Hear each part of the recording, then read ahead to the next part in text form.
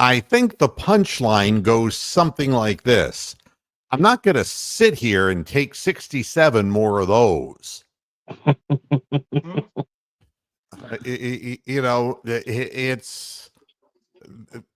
I have lost what little respect that I have for this team. And what I want to say is, who can't come back next year? And Dorian Thompson-Robinson's one of them. He can't be on the roster. All right. He's inept. He's not equipped to play the professional game. Deontay Foreman cannot be on this roster. It's just that simple. Ifedi, the offensive lineman, cannot be on this roster. Pierre Strong cannot be on this roster. James Prochet cannot be on this roster. I can sit here. Oh, and Elijah Moore cannot be on this roster. If any of these players are on the roster, I will terminate my broadcast because these people are not trying. They're not professional caliber players. Their attitudes are horrible. They have no conviction. They have no fire, nothing. And there's more, believe me. Juan Thornhill would be another one who cannot be on the roster. There's so many problems. But what I'm going to say next, and it's a shame, I'm doing this early, so we're not going to get an early audience, but this is the one that is a must. We cannot bring Kevin Stefanski back. Nope. That is the conclusion. And the conclusion comes from, you have a fucking chance to kick an easy field goal to get within one touchdown on a wet day where you could get a turnover and get a short field. You could put yourself in the way of at least tying or winning the football game, and you don't do it. And you have no play calls near the goal line. Yeah. What this tells me is he is a slave to Jimmy Haslam. He does not want to win. He's just trying to keep his job, and fuck him. And I'll tell you something, it isn't worth working for a loser because that's what you become if you follow their instructions. Kevin Stefanski has to leave. He has to be fired, and fired now. But he won't because he's doing what Jimmy Haslam is asking him to do. And he will stand up there in front of the idiot press in Cleveland, and he'll stand up there and say, well, we've just got to clean it up and do better. But the bottom line is they're losing intentionally. And I see no scenario, and I know people are saying, well, give us a better draft pick. We don't know how to draft. No. We don't have a room that knows how to draft. So what difference does it make?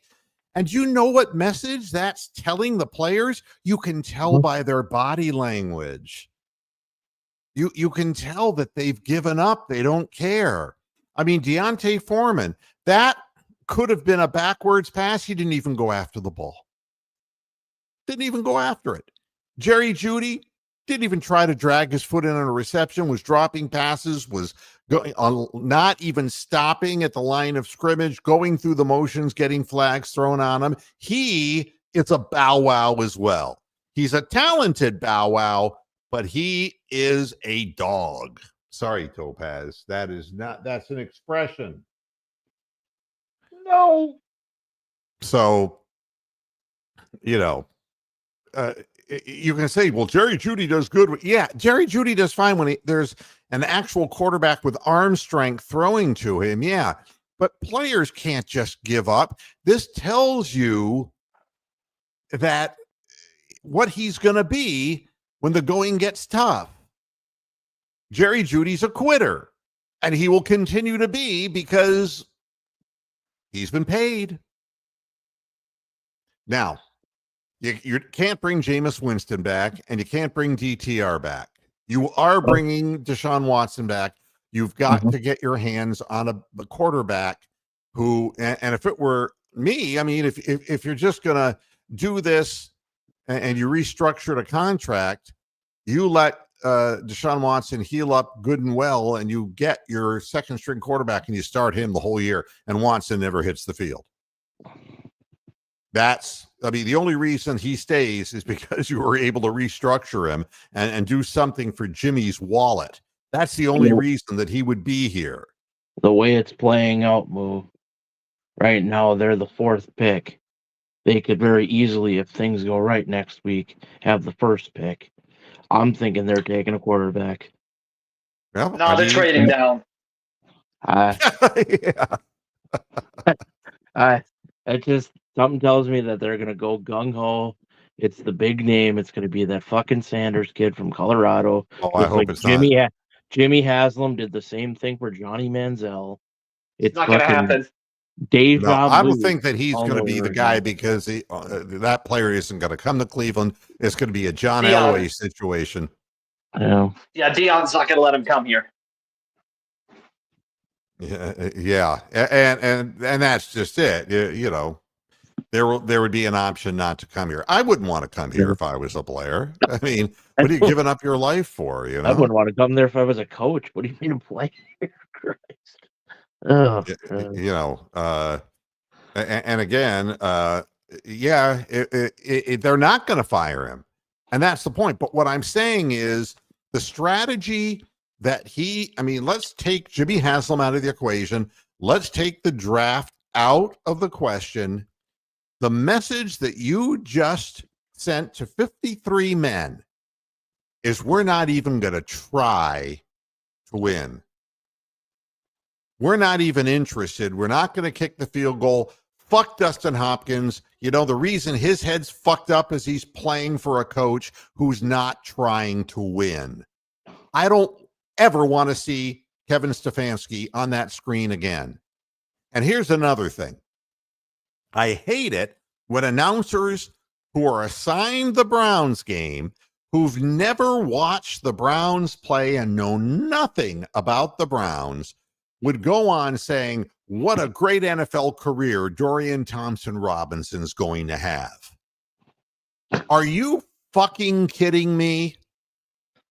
I mean, and people are saying, well, look, Huntley was 22 of 26. Check down Charlie, and he scored 13 fucking points, and he is a bow wow. Okay? Huntley sucks. That will tell you what I think of DTR. He sucks worse. He is a high school quarterback. He's a little boy playing in a man's league. This is an elite athlete. Oh, did they score? Good for them. Oh, the Browns I'm a little behind. Oh. I don't think anybody sees the Browns getting better, and that's the point. Why even bother going to the games? Why shell out money for this nonsense? I have no idea. I'm at the point where I'm just sitting there watching. I took my blood pressure during the game because back when I actually wanted the team to win, my blood pressure would go, what my blood pressure was? We all remember you getting overexcited over Pat Shermer falling out of your chair and ripping your knee. Yeah. All right. You want to know what my blood pressure was? Sure. 115 over 72 with a heart rate of 63. You're fucking calm as a cucumber, man. Absolutely. Absolutely. Because, it doesn't matter. Oh. It just doesn't matter. Now, Tori is saying we're going to be 0-17. It takes something special to be 0-17, and I don't think that'll be the case. I don't think that team can actually put up points. I don't think the Browns have scored at all. I've got 26 seconds left, and it's still 20-3, 4th and 6. Yeah. Yeah. Well, I walked away when the game was 13-3. Oh yeah, the Dolphins scored. Yeah, they got another touchdown. Yeah. So, I hate it, but trade Garrett for 3 first-round picks to make Watson explain on the news that it only happened because what happened because 20-3 final. It's over. All right, good. I don't understand Carl's comment here.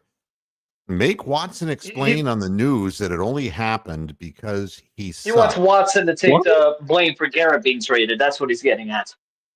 I see. I see what you're saying. It's not Deshaun's fault that Garrett traded, or it's just the fucking organizational culture. I mean, what? It's. You know what it's like?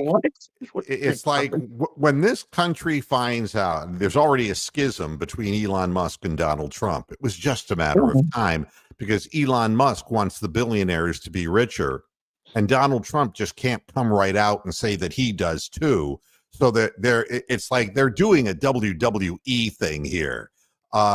When the average person figures out, and I mean the Republicans, the MAGA people who elected this president, when they find out that it's just going to be more petting and stroking the wealthy people, you're going to know what real anger in this country is because they're armed.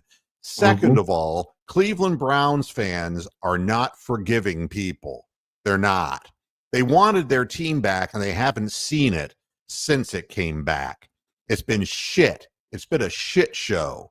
And the bottom line is that it isn't about winning anymore.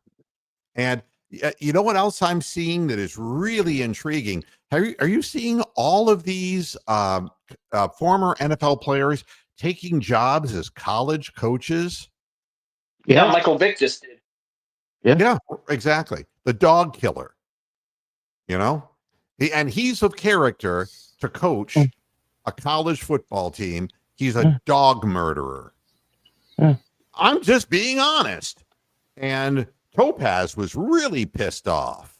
Like, Mark, how would that be? I can imagine. There's no justice in the world. I'm absolutely, and I know why. This is a trickle-down effect. All the lousy programs in the country are trying to get their hands on a few players that will end up in the portal. All right? Yeah. That's what they're doing, and they'll get paid. The big teams will shuttle money to the small programs who will hire these big-name former athletes to run their teams, and so they'll get a little bit of the scraps that the big guys are getting. Because that's everything that happens in this country now is predicated on money, money, money, and money. It's almost like these smaller schools are becoming developmental programs for the big. That's schools. Exactly right. But they will find good players occasionally who will play for the program. They'll hire a coach who has a high profile name and who isn't afraid to talk to the press and to be rambunctious. And I'm Michael Vick, and look at me, I'm Sandra D, and attract some athletes to come to whatever program it is. And once they suck, they'll go into the portal, and the big schools will rape the little schools of those players and pay them under the table. It is just that simple. And it's been done a different way. Hold on a sec. One thing, Hammer Time, and you know this because you've been watching, college athletics for a long time. You will always see in the beginning of the season, the first game of the season, it will be a top flight college team against Stony Brook of Pennsylvania. And you see this every year and a bunch of games like that. Or Furman Alabama versus they're payday games. What, Hammer? They're payday games. That's right. That's exactly right. That's a way to channel money in. That's what happened with Furman. It's what, and I'll tell you another one. Troy State was a famous one that would come up on schedules and get blown out 63-3. If you go back to the 70s, Florida State was that school. Florida State would go anywhere and develop themselves into a tier 1 program. So, yeah. No, my comment was they're already doing it. If you look at what happened with Indiana this year, Cignetti brought 12 players with him from his former team, and they paid them all. That's why they came. You know, it's already there. And look how many people went with Sanders to Colorado when he left Jackson State. He brought several players as well. Now, keep in mind, his entire depth of his program didn't have enough players who could be, you know, Division I players, but that's what it is. Why do you think Bill Belichick is at North Carolina? He specifically said it's now like a pro league. You need a general manager. You need somebody to work on the contracts. You need somebody, you know, dishonest, somebody who cheats. That's right. You need it all. Do you think it's going to work out for him there? No. It never works out for men of that age. Ask Vince Lombardi in his grave. No, you know, and you know, he's got as much of a chance of winning as Jimmy Carter has of opening his eyes and doing a tap dance. You're still more lucid than Biden. Yeah, I'm not gonna. No, Jimmy didn't talk the last couple of years. Jimmy was just being, you know, pushed around in a wheelchair, and you know, he was Dr. Evil without the funny lines. You know, and a bald head. And he had blankets on him. I felt badly for him. I loved Jimmy Carter. I thought he was an honest guy, and that's why they said he was a lousy president, because he was an honest man, and he went on and did something after he left the White House, which is more than we can say for any president after him that left the White House. They all dummy up, disappear, and just go on the talk circuit and make their money that way, and they shut up. I'll tell you this. I don't really delve much into politics, but when I was in elementary school, I used to worship the ground that Bush walked on. Now I can't stomach the guy at all. I hate his guts. No, I mean, I don't hate Bush. I just know that, you know, he was a guy who did drugs when he was young. He wasn't the sharpest knife in the drawer, but you got to be able to play along and carry the charade, and that's what's happening now. And it wouldn't have mattered, because Kamala Harris would have done the same thing. Donald Trump will do the same thing. Joe Biden did the same thing. Barack Obama did the same thing. All, you know, they all stood by and said, I really represent this, and this, and none of it got done. And the only thing that got done is that the big companies got bigger and took out small people, and that America's workforce got fucked over. And that's what the fight is right now between Elon Musk and the position that Trump's in, is that he's fighting for foreign labor, Elon Musk, because it's the cog that makes his business empire go. And that's all Elon Musk, the bipolar little fruit. That's the only thing that guy, I'd love to take him and punch his fucking lights out. Honest to God. I just have no desire to do anything but harm to him, because all he cares about is himself. You got to be careful though when you say things like that, because he's the what do you call him, acting figurehead or whatever whatever the hell is he really is. Yeah. He title. And that's what's making this whole situation kind of odd, you know. And the Citadel, yeah. So Carl Barta said, who should our next coach be? Well, there isn't going to be a next coach. It's going to be Kevin Stefanski, because he's doing Jimmy Haslam's bidding. And he's already been given a vote of confidence because he's a prostitute. He's a whore. I've lost all my respect for him. Kevin Stefanski is going to go down the shitter, go right down the toilet with Jimmy Haslam, and he deserves to. If he were smart, he would have said, fuck this, I'm trying to win this football game, and he'd have been fired. and then he would have gone around the league. But then the other owners would say, you're a troublemaker, and they wouldn't hire him. It's a bad situation to be in. But once a guy shows me that he's not trying to win, I can't cheer for that. I'm sorry. I quit jobs when people said to me, cut it out. I would change formats, get more listeners. They cut it out. We want it this way. Then what in the fuck reason would you hire me for? Why? If you just want to lose, there's a gazillion people in the world that will lose for you. Don't ask me to do that. So who would the next coach be? It wouldn't be Vrabel, all right? Vrabel's never seen an offense that he understood how it worked or how to implement it. He's a defensive coordinator. The thing with Vrabel, they say, is he might get the Raiders job because that bullheaded coconut idiot Mark Davis is going to can a coach when he didn't get him a quarterback. Oh, sorry about that, Amsterdam. You're right. Stony Brook is in New York, not in Pennsylvania. But I can think of a school in Pennsylvania that would be, St. Joe's. Slippery Rock. The Slippery Rock. That would be one, or St. Joseph of Pennsylvania. Do you remember that one? That would come up every so often? Yeah. They were just paid losers too. Ohio State's done that for years. So have all the big schools. They bring in all the MAC schools or whatever, and they come here, and it's a single game, and they have a nice big paycheck and go home, and it basically supports their entire sports program.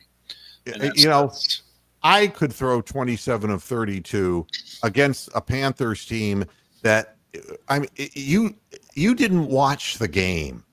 And so you're just as stupid, Daniel. I'm sorry, but you're just as stupid as the announcers that make comments that DTR is going to have a glorious NFL career ahead of him. You didn't watch the game, so you don't know. They had that game down where you are? Huh? That game was the one where you're at? They had that on? I see them all, baby. No, we had here in Columbus, we had the Cowboys and Eagles. No, but we had that up here too.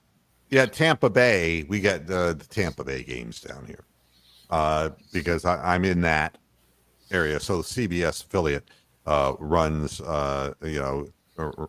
Tampa Bay Buccaneers. I said race Buccaneers games, and it was terrible. They weren't even in it to win it. The Panthers are lost. And that's another thing, people saying, well, Bryce Young's going to turn out to be real good. And it's like, why, here's the Vaseline, stroke my dick off. Okay. Because you don't know shit if you think that. You don't know shit. He's put up better numbers than Stroud has the past few games. Yeah. So would, by the way, so would Jimmy, Carl. So you and Jimmy are on the same page. You want to keep Kevin. No one's going to win next year anyway. Stroud's issue is the same issue that's going on in Chicago. They keep planting his ass. I mean, and one of the things, I was listening to the radio broadcast today, and Andrew Siciliano, who I thought he's done a really decent job this year. You hear what he hears what he... Oh, go ahead. So I really thought he did a nice job, considering the shoes he had to fill. He is a longtime Cleveland fan. His dad's from the Cleveland area, so I know this was his dream job. And you can tell the frustration in his voice is the same way that we talk. You know what I mean? He's dying out there watching this clown show going on. However, the one thing he brought up, and I think everybody's talked about it this last week. You talked about it as well. These players, the Myles Garrett's, the better players on the team they're not going to stay. Why would you stay here? There's no incentive to stay here because they're not committed to winning. And the NFL, there is a certain amount of, you can be the Brown family in Cincinnati and make money every year and not necessarily be committed to winning.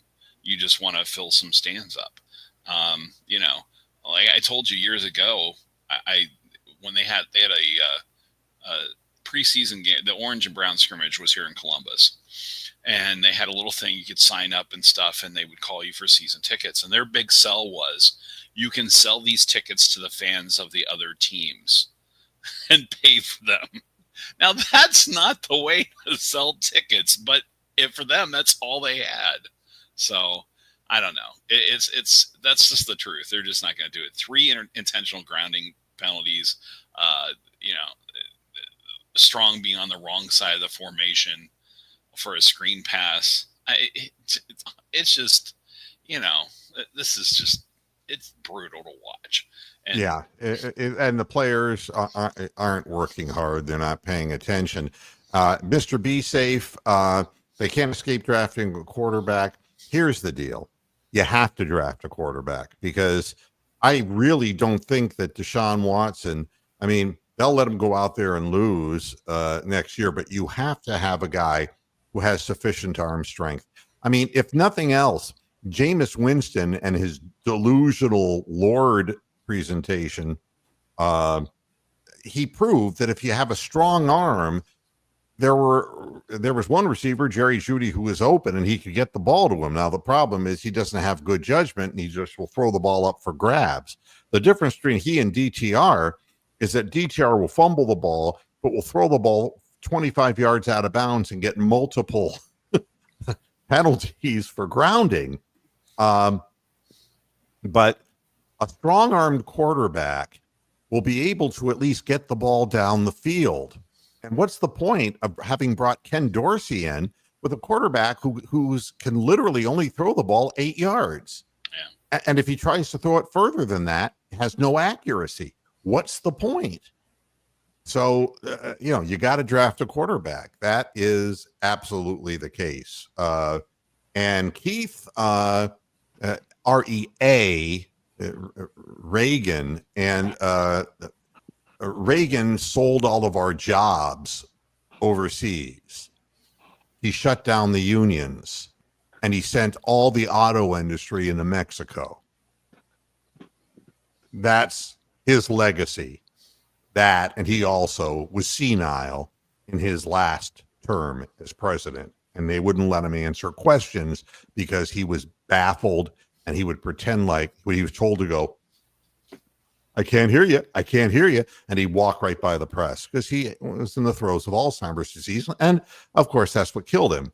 And that's what will kill Joe Biden as well. He's clearly in the throes of dementia. And it's sad, but the fact of the matter is, there are many better people than Joe Biden and Ronald Reagan who were great, meaningful people who have died from Alzheimer's disease and wasted away.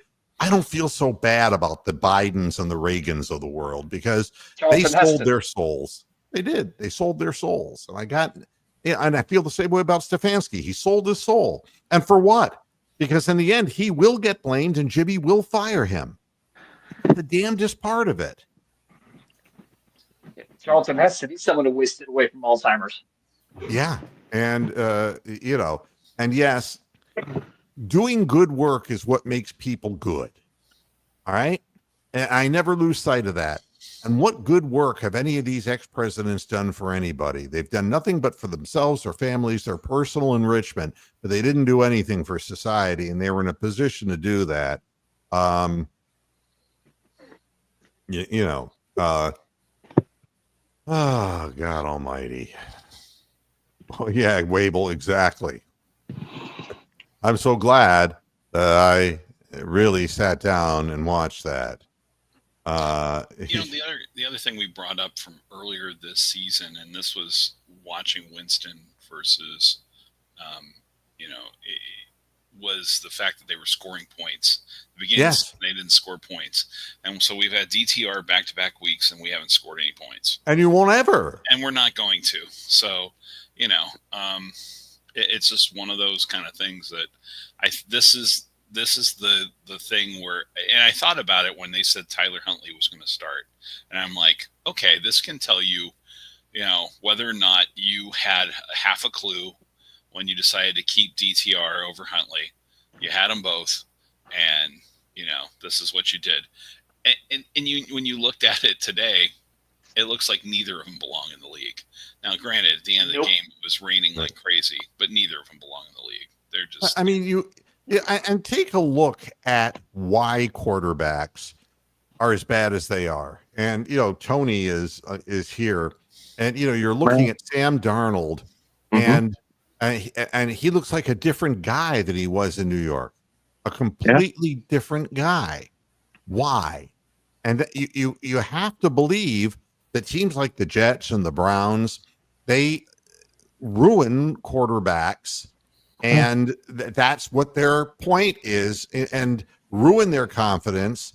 I'm amazed that Darnold, after what he had to go through in New York, has been able to recover to have the season that he's had. It's really quite remarkable. It's a career killer going to these teams. It really is. I think what helped Darnold was the fact before he was there last year, he was with Shanahan and the 49ers. So while sitting over there, he kind of got a look at how an actual offense operates. I think he learned from that. Exactly. Well, and then Kirk Cousins had success in Minnesota as well. It's kind of crazy how those things happen. But the other thing I thought about watching the games on Christmas Day, and I'm watching Patrick Mahomes, and I'm like, Kansas City moved up in the draft to take him ahead of us because Cleveland planned to draft Mahomes. That was the deal, and they moved ahead of the draft. We would have just ruined the guy. He would have sucked because he would have been here. It's just, and instead we get to watch this guy make these amazing plays. Because I mean, look what they've done as they change pieces around. It's like Pittsburgh. They change pieces around. They still figure out ways to win. What the hell? Well, there's 2 points I would like to add in. First of all, Mahomes wasn't who they were originally intending on drafting. It was going to be Watson. And in the case of Pittsburgh, they can continue to win all they want to, but the past weeks have proven they're still a mid-league team, and they're going to be one and done.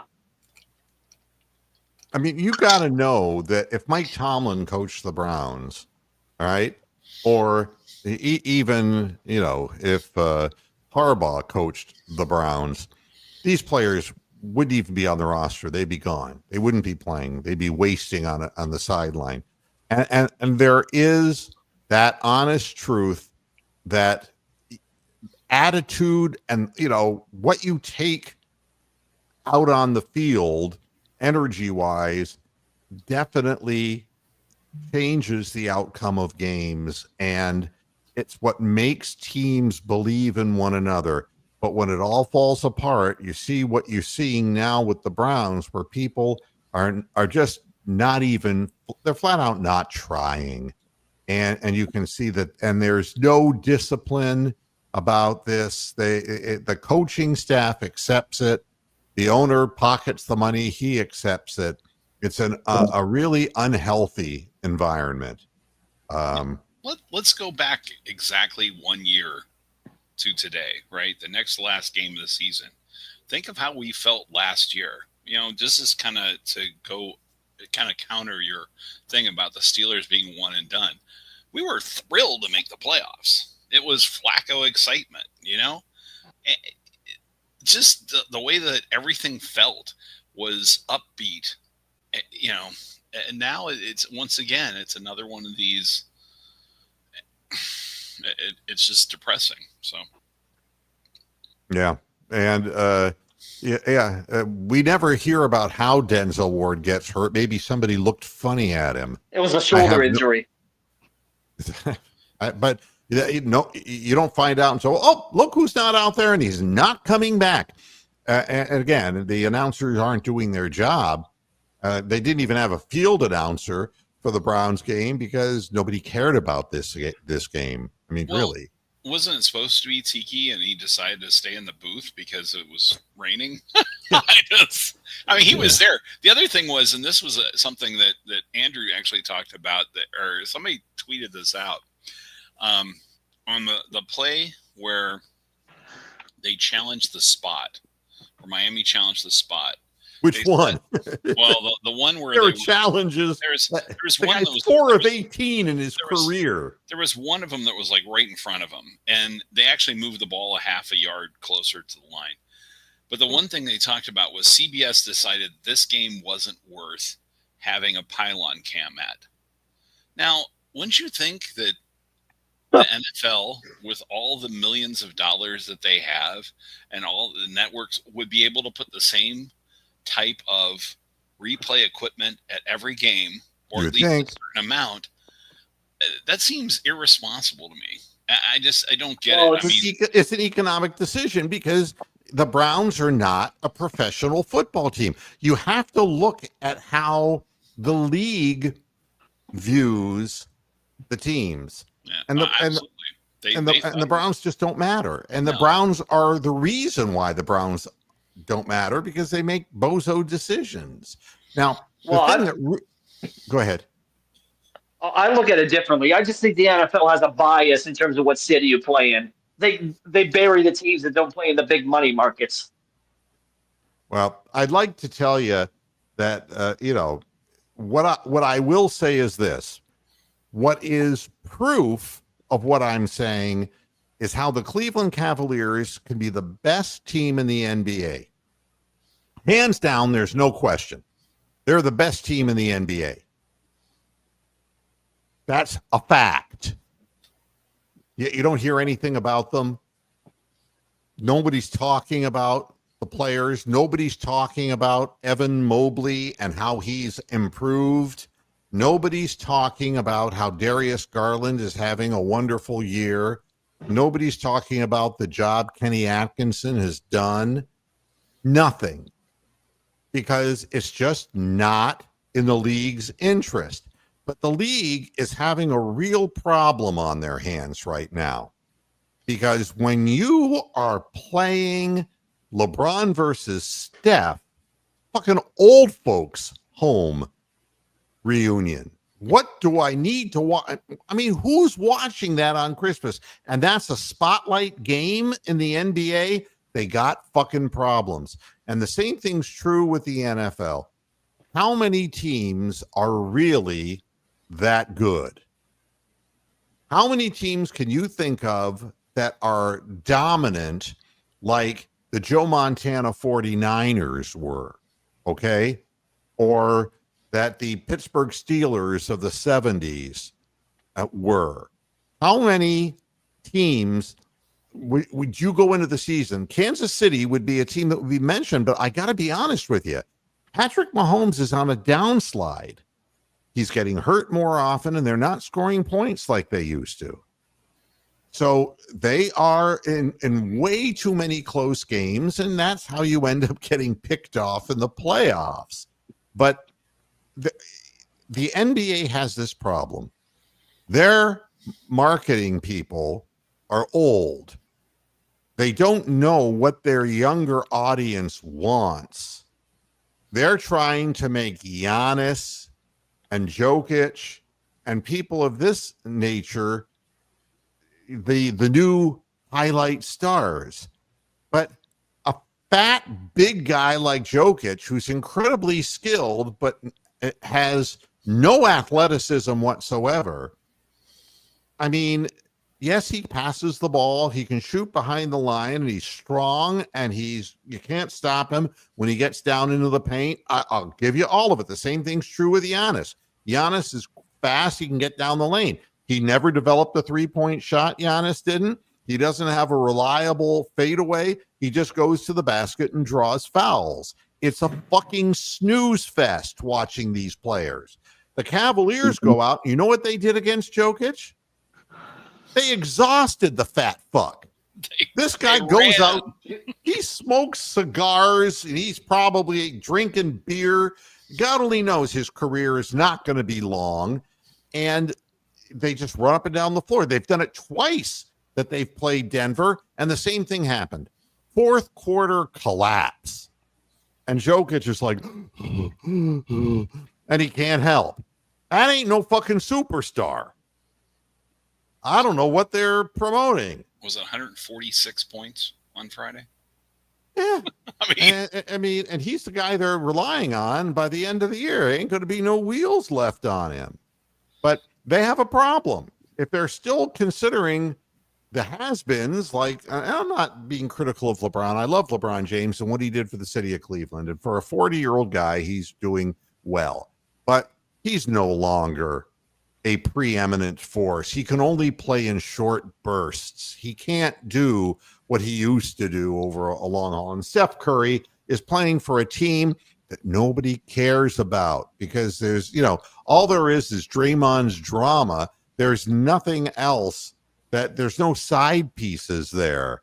And who cares if he scores 32 points in a game and they lose by 14? Nobody gives a flying fuck. And that's why the NBA ratings are down, because the younger generation, they want something different.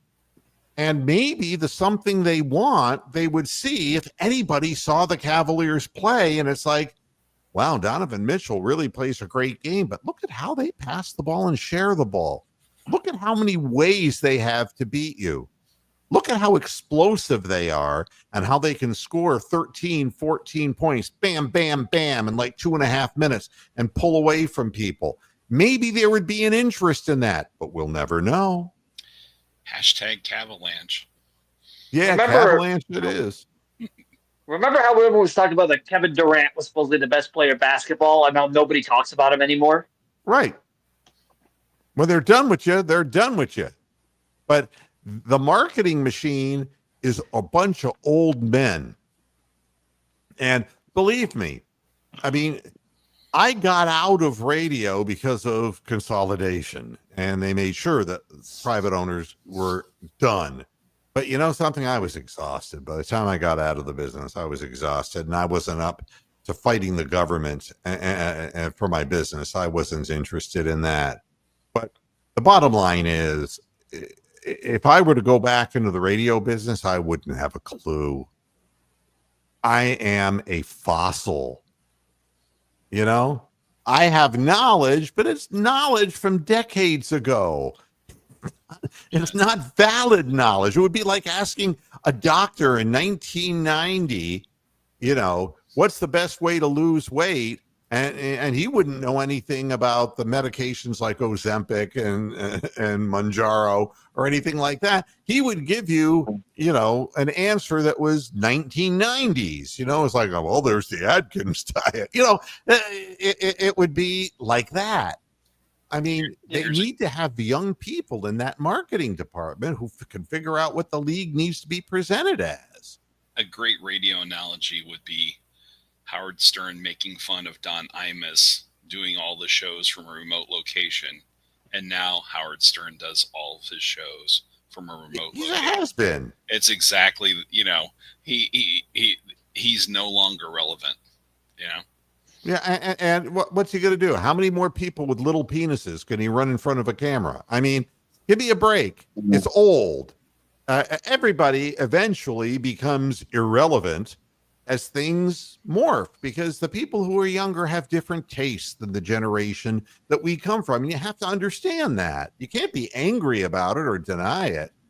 I don't know, Moo, when you were back up here, did you just get a chance to just flip around and scan on the radio just to see what all the stations are like these days? Well, nowadays it's all sanitized. I mean, the second that they started automating everything with central computer brains, so that one Clear Channel station was playing the same playlist as 200.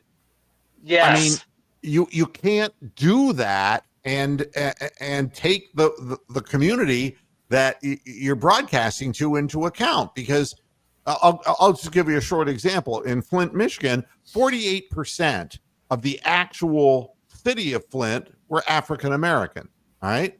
Mm-hmm. Now, the Caucasian population was located in Grand Blanc and in areas south, and Clio to the north, and that's the way it was. Fenton to the south, but the kids that we were broadcasting to, they had access to all of that hip hop music, and that was popular. and we were and we were walking the tightrope of not playing stuff that was overly offensive because mothers wouldn't want their kids to listen to it. But at the same time, we had to appeal to the moms and the kids. And it was a very fine balance there. But, and the other thing was, we were out broadcasting in the community constantly. The CK105 van was all over the place, man. You couldn't go anywhere in town without seeing our billboards, without having the vehicles out there live broadcast. We would be doing stunts in public. We were a local radio station, and the second consolidation happened. All of that went away, and they're playing one playlist for 200 markets, and that's pathetic. Yeah. I mean, you know, I could say, yeah, it's funny you mentioned Clear Channel, because at least like 20 years ago, I would have said they would have had more diversity in their playlist. But how they do it nowadays is you have one station that's one format, and it's like a select group of songs. And you can go to a station that broadcasts that exact same format in like another city, and it'll be the exact same thing, playing the exact same song at the same time. And not only that, but you'll get like one local voice in the morning, and the rest of the stuff is just voice track from God knows where. That's exactly right. Yep. We're and it's funny here that we have, we do have WBNS that does do sports talk. That's all during the day. Is all local people. And AM is about as antiquated as Alexander Graham Bell. Well, their AM spot on the dial is ESPN Radio. So there you go. It's the exact same thing. It's funny how you mentioned like live bands. Like I've spoken about WKDD a lot. Like they used to go out when I was little and do a lot of like live remotes. Like I remember when I was a kid, they were across the street from the old Rolling Acres Mall, and they had a live remote out there. But now the only company around here that does that still is Rubber City Radio Group, because their stations still actually have local people. Yeah, and and the interesting thing is, it would be interesting to see what the ratings are in the Akron market, whether Rubber City Broadcasting is really making a dent in the ratings, because people don't turn to radio like they used to. And that's the other thing that I had to realize. It's no longer, I mean, you could put together your own fucking, playlists on the internet. You didn't have to listen to the radio. You could play your favorite songs around the clock. Yeah. You program and schedule your own music. Last I checked on the ratings, I think the top two stations in the Akron market are WQMX, which is the local country station, and WNAR, which is the local talk station on the FM dial. Mm-hmm. Those are the top two. Used to be out of Kent. Yeah, out of Kent, Ohio. Still is. Still are there. Now, Big Lurker is putting this up. Stefanski, I think it's really important to get the 7 there from the 3 on those 4 downs. You should be fired. You're not going to sell me on that. You bring in your kicker, you kick the field goal. It's pouring cats and dogs. The only way that Huntley is going to beat you realistically is with his legs. The ball can slip out of his hands. Anytime you hit him in the backfield, he could fumble the ball. You could get a short field, and you give yourself a chance to score the touchdown. You tried to score the touchdown, and you failed. Therefore, you kick the field goal. I don't have to explain this. This is foolishness. I mean, if the press, if they're going to show up, they should stand up and say, that's bullshit. But nobody anymore. Nobody wants to get in the way of the money machine. They don't want to get on Jimmy's bad side. They won't be invited to the press conferences anymore. Oh, dear me. Yeah. Yep. Here's more. I'm being in a position for the number 3 pick. I have no comment on that. This is my number 1 pick for you, Kevin. I might not even be here. It's just ridiculous, this whole thing. Let's tank some more. There's a bunch of people that were talking on the chat boards about, which quarterback to take or whatever. It's like, it doesn't matter what quarterback we take if they can't stand upright. We need some people who can block. Yeah, and Carl is right. You need a change in leadership, but that starts at the top. Yeah. It's not going to happen, unfortunately. You want to know something interesting about the offensive line? Reports were out that Mike Vrabel actually took over coaching them. Oh, so Andy Dickinson will be fired. Yes. Yeah, well, that's good. I mean, I'd Start. rather have Angie Dickinson. She had some talent, didn't she? Policewoman. She actually I regretted believe doing that. that role. I believe that for about 12 seconds. You know what though? That's just the Cavs silence, at least at this time of the year, is just going to make everything better as the season continues and they continue to win. You know, that's what we like. I mean, it's one thing you talked about how.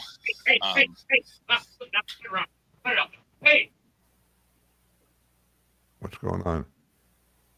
Not me. I think that's sorry. funny. Oh, Is that Tony or? I have no idea. Yeah. All right. Well, hopefully I everything's muted okay. myself. Dogs are Doggies. barking. Yeah, now Victor Wembanyama is an intriguing basketball player, and that is a legitimate thing that the league needs to hype. I get that. And if you're saying that Jokic is not a superstar, then you're on dope, Navarre. You should move to Navarre, Ohio for the rest of your life. You're on dope. All right.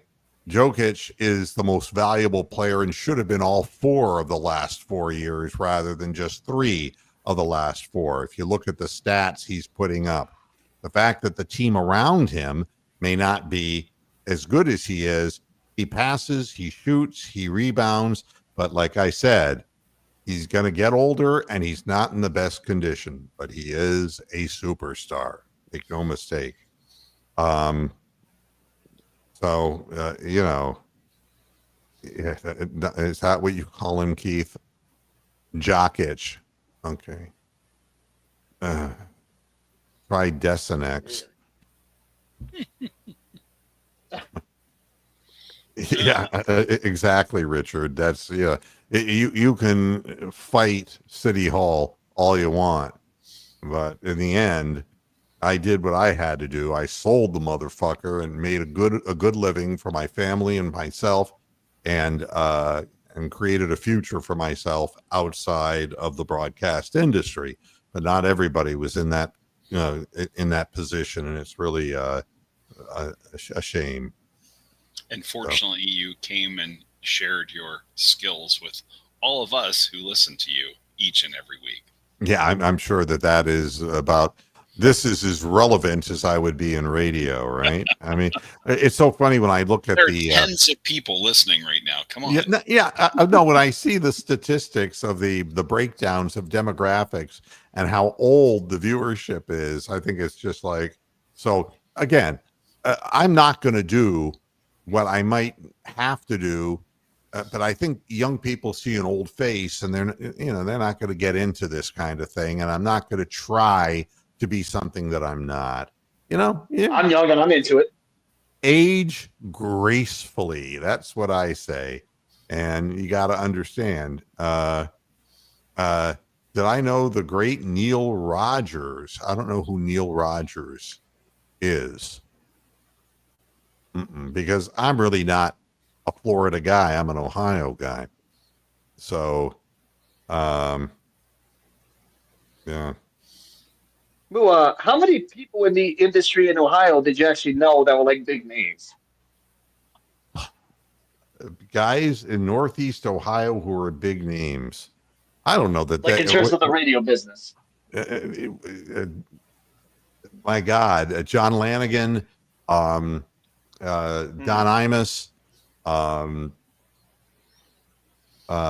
who is the kooky guy who went to Washington? Gary D. Oh, yeah. Weezo. There weren't that many. I'm trying to think of the other WGAR 1220 guys when I was in the 70s, when I was a disc jockey.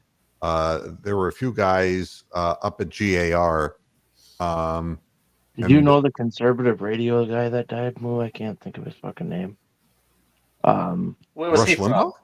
Yeah, Rush. There we go. Did you know Rush? No. Rush was, Rush was a guy who was like from Missouri or somewhere in the Midwest. Yes. And he just, came onto the scene through syndication. But no, I never met him. I never met, God, well, the guy I hate, Stern, Howard Stern. I never met him. I'd have kicked him in the nutsack if I met him for what he did.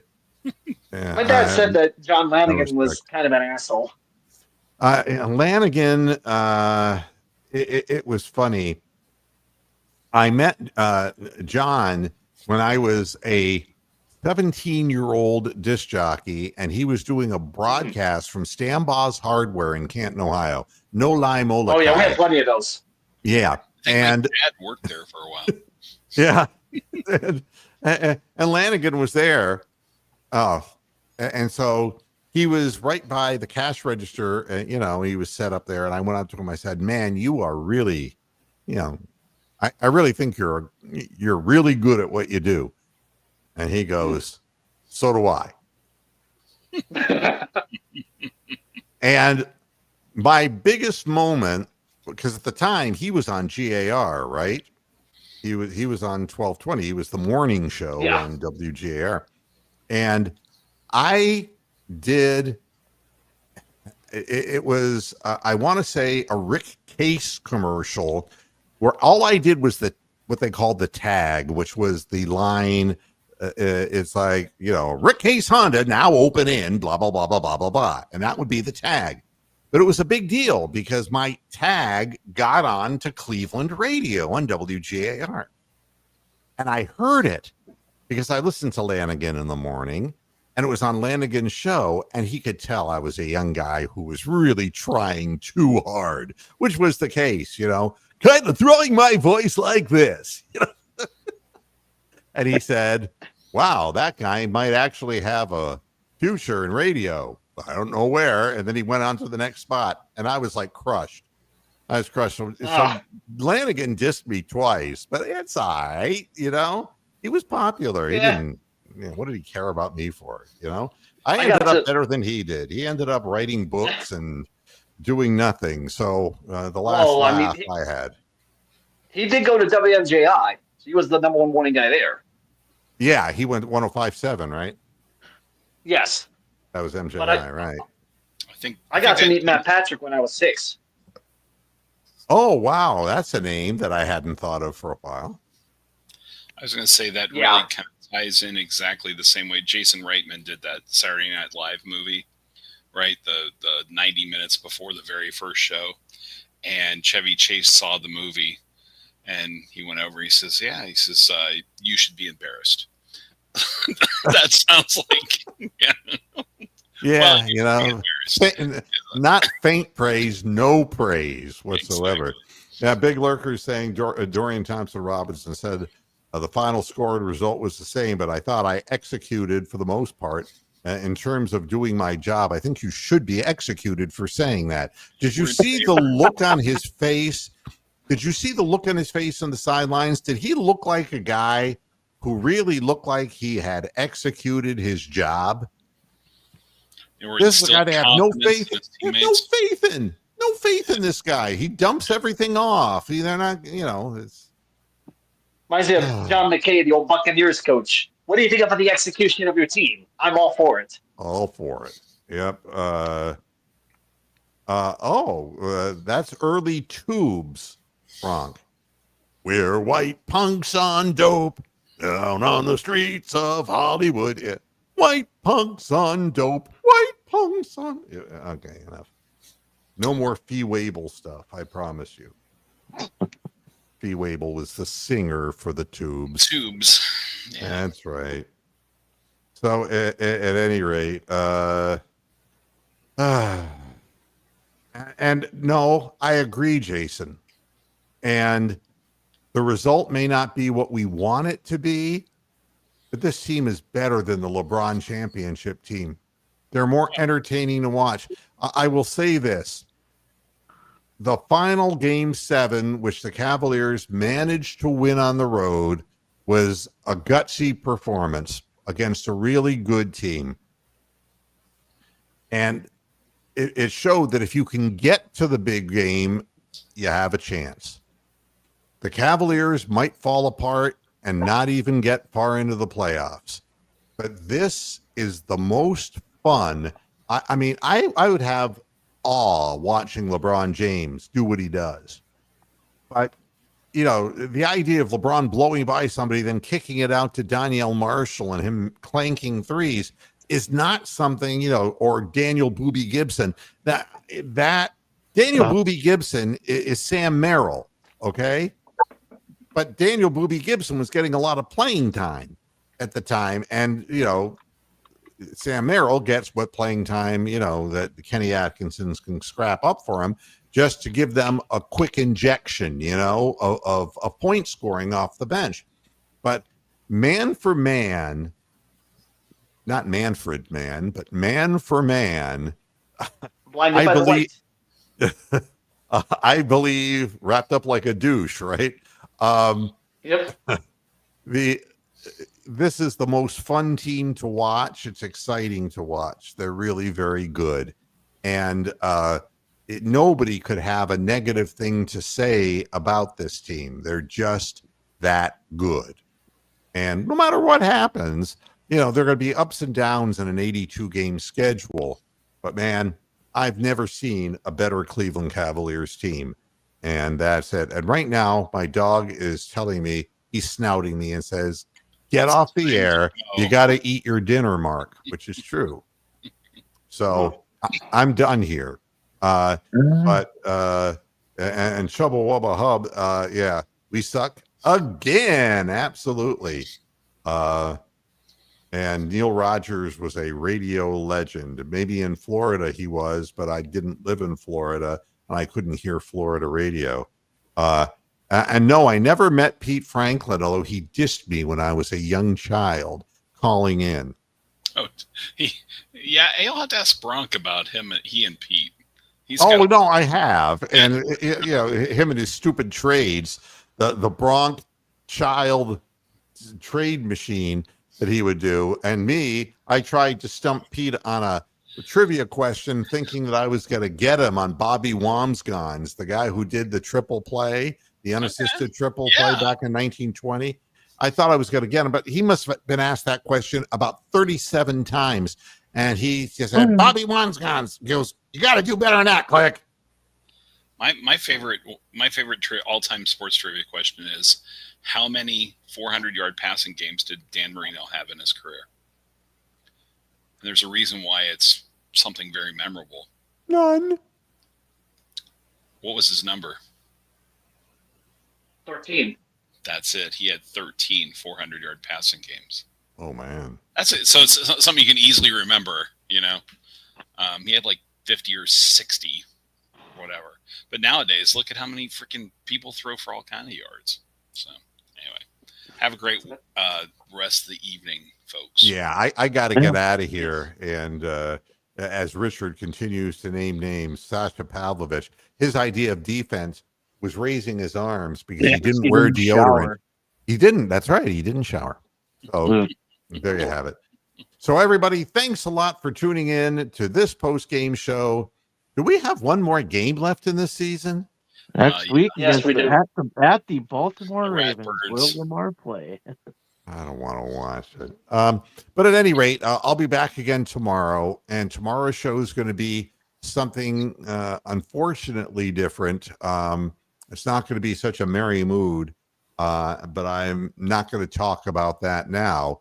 But tomorrow is a significant show for me personally, and just join me on the program 5:00 tomorrow, and we'll talk about it all. Thanks a lot, everybody, for tuning in. Thanks, Hammer Time, David, and Tony, and everybody who supports the program. Until tomorrow at 5.